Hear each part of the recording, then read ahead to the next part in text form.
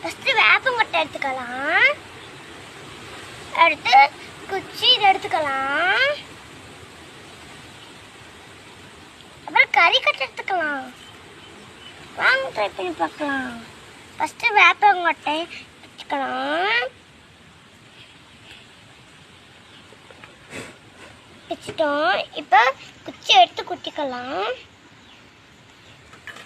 வாங்க எழுதலாம்.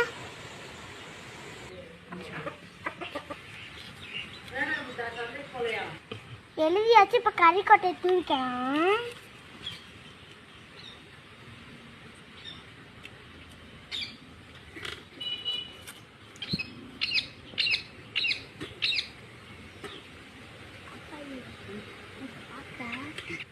அப்பா இந்த இடத்துல இப்படி கீழே வந்து